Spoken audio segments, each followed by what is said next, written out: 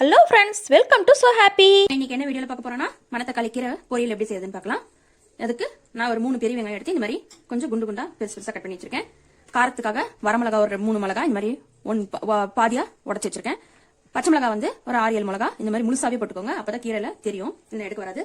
இதுக்கு அரை முடி தேங்காய் போதுங்க. நம்ம கீரை வேக வைக்கிறதுக்குள்ள இதை நம்ம துருவி எடுத்துக்கலாம். அதுக்கப்புறம் வாங்க, இது பாருங்க, இது செடியில இருந்து பறிச்ச காய். கீரையும் அங்க செடியில இருந்து தான் நாங்க எடுத்தது. ஏற்கனவே நான் இந்த காய் குழம்பு நான் வீடியோ அப்லோட் பண்ணிருக்கேன். பார்க்கணுன்றவங்க நீங்க கீழே டிஸ்கிரிப்ஷன்ல லிங்க் கொடுக்குறேன், அதை பாத்துக்கோங்க. கமெண்ட் பாக்ஸ்லயும் லிங்க் பின் பண்ணி வைக்கிறேன், பாத்துக்கோங்க. வாங்க இப்ப எப்படி செய்யறதுன்னு பார்க்கலாம். அதுக்கு முதல்ல அடுப்பு பத்த வச்சுட்டேன். ஒரு கடாய் வச்சிருக்கேன், வானொலி வச்சிருக்கேன். அதுல ஒரு 4 டேபிள் ஸ்பூன் நல்லெண்ணெய் சேர்த்திக்கோங்க.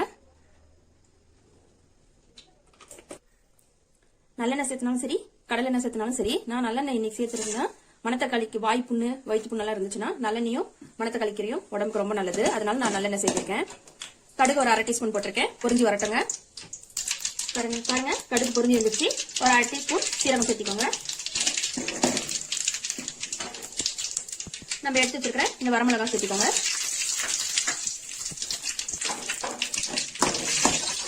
வெங்காயம் சேர்த்திக்கோங்க. ஒரு 3 வெங்காயம்,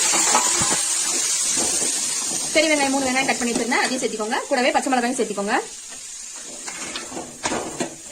வெங்காயம் வதக்கிறதுக்கு நம்ம கொஞ்சமா உப்பு சேர்த்திக்கலாம்.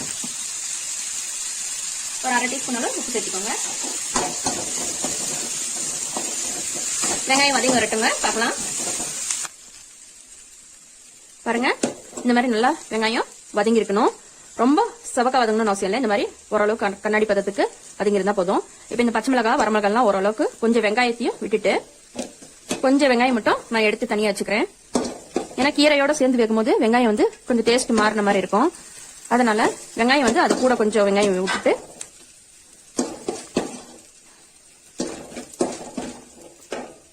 இப்ப இந்த வெங்காயத்தோட இந்த பச்சை மிளகாவோட நான் இந்த கீரையை சேர்த்திக்கிறேன். நல்லா ஒரு 3-4 தடவை கழுவி எடுத்து வச்சிருக்கேன், சேர்த்திக்கோங்க. இது வந்து 1.5 கட்டு கீரை இருக்கும். செடி கீரைன்றதுனால அளவு தெரியல.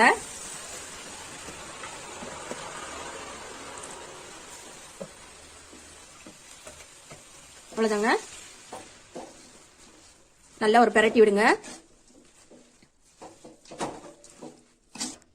பாருங்க, இந்த மாதிரி நல்லா கலந்து விட்ட பிறகு கீரைக்கு தேவையான அளவு நம்ம ஒரு 1/2 டீஸ்பூன் அளவுக்கு தூள் உப்பு சேர்த்திக்கோங்க. அதையும் நல்லா சேர்த்துட்டு நல்லா கலந்து விட்டுருங்க. நான் கீரையில தண்ணி இல்லாத சுத்தமா நான் வடிச்சு வச்சிருக்கிறதுனால இது கீரை வேகிறதுக்கு கொஞ்சமா தண்ணி தெளிச்சு விட்டுக்கலாம். நல்லா கலந்து விட்டுட்டு பாருங்க, நான் 1 டம்ளர் தண்ணி எடுத்துக்க, இவ்வளவு ஊத்த தேவையில்ல. ஒரு 1/2 டம்ளர் மட்டும் தண்ணி தெளிச்சு விட்டுருக்கேன். இது நல்லா பெரட்டி விட்டுட்டு இப்போ ஒரு தட்டு போட்டு மூடி வச்சிருந்தாங்க. கீரை வேகட்டுங்க.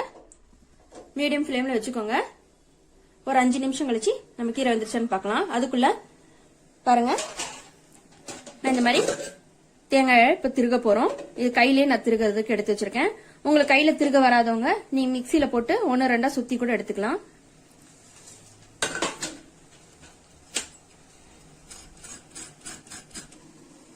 பாருங்க, மூடி திறந்து பார்த்துக்கலாம். தண்ணி ஓரளவுக்கு நல்லா வத்தி வந்துருச்சு. கீரையும் வெந்துருச்சு. ரொம்ப நேரம்லாம் வேகாதுங்க, சீக்கிரம் கீரை வெந்துரும். நான் ஏற்கனவே எடுத்து வச்சிருக்கிறேன் இந்த வெங்காயம், வதக்கின வெங்காயத்தையும் சேர்த்திக்கலாம்.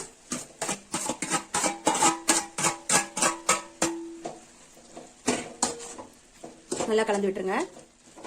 அடுப்பு இப்ப நேரா வச்சு கலந்துக்கோங்க.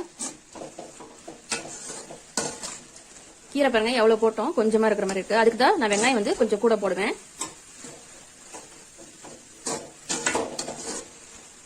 எவ்வளவு கசப்பா இருந்தாலும் இந்த கீரை வெங்காயம் போடும்போது அந்த கசப்பு போயிடும். அதனால பிள்ளைங்களும் விரும்பி சாப்பிடுவாங்க.